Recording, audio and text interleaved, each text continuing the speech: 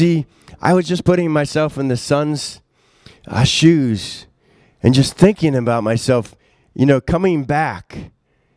If you want to think of it like this, it's a rich boy or a rich girl, living fairly well. They leave, and when they're coming back with a junker car that's got a flat tire, holey jeans that weren't done on purpose, shoes with holes in them, smelly, half a beard, comes running to dad.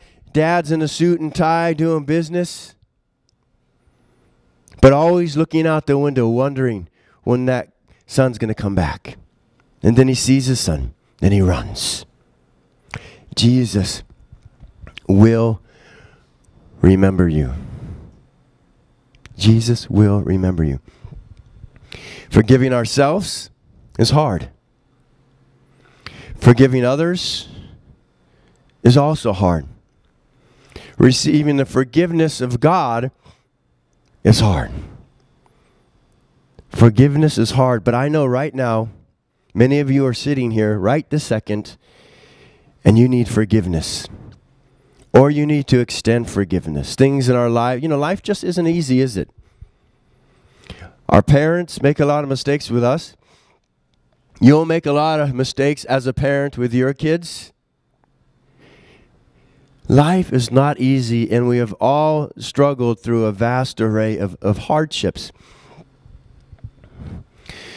I shared a story with you about how I was forgiven. Let me share with you a story about how I forgave. I told you about my third mother. Remember, she died when she was 32 of lung cancer. Her and I fought like cats and dogs. We just fought all the time. And then my freshman year, I remember this just like this, I made a batch of brownies for home ec in high school. And I decided I wanted to put 2 eggs in the brownies instead of 1. I wanted them to fluff up a little bit. Anybody who cooks understand eggs fluff them up. And she told me I should have only put 1 in. And somehow, don't ask me how, okay, I was a freshman in high school. We started yelling and screaming. And you know what I did? I threw a punch at her. And I missed her. And I put a hole in the wall.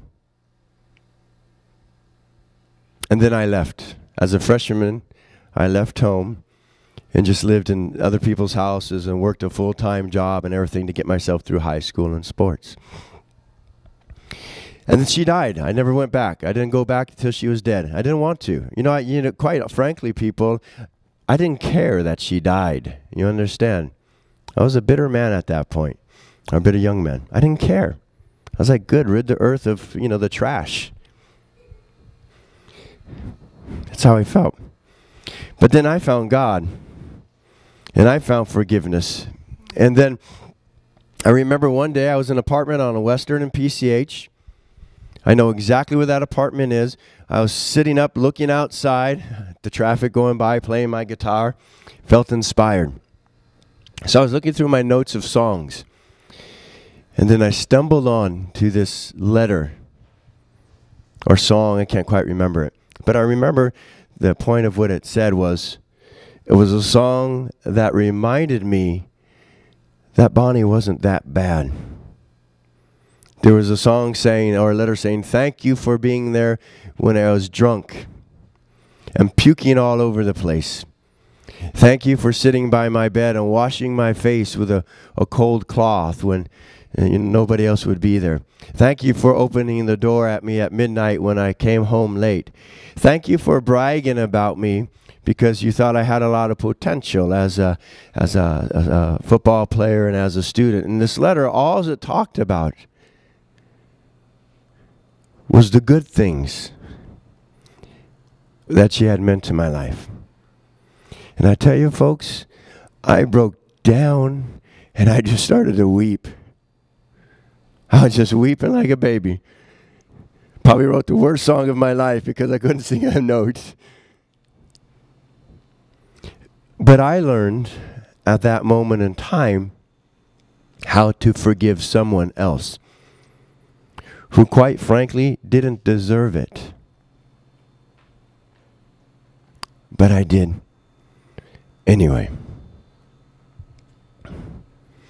Forgiveness is an amazingly hard thing, and yet amazingly freeing as you begin to walk through forgiveness. And I was trying to think about, well, what practical application can I give you for forgiveness this morning? So I decided just to tell you a lot of stories, because each one of you has a story, don't you?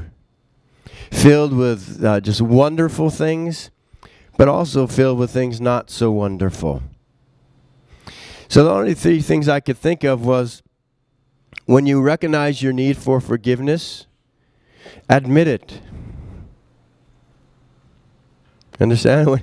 When you recognize your need for forgiveness, admit it. Admit you need forgiveness, somebody else needs forgiveness. Admit it. Secondly, accept it. You know, none of us are perfect in here. So just remember that. Accept forgiveness. You need it. Okay? All of you need it.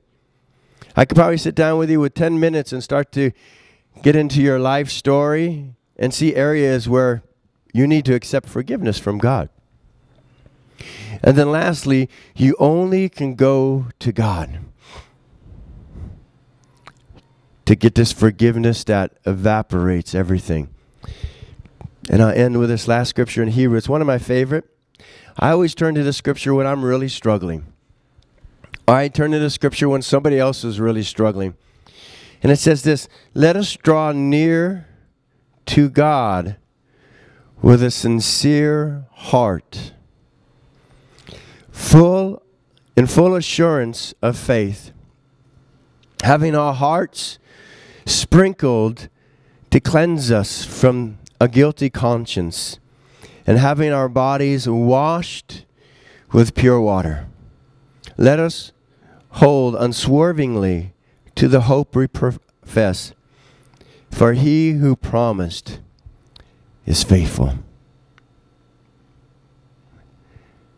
Let us draw near to God with a sincere heart and full assurance of faith, having our hearts sprinkled to cleanse us from a guilty conscience, and having our bodies washed with pure water.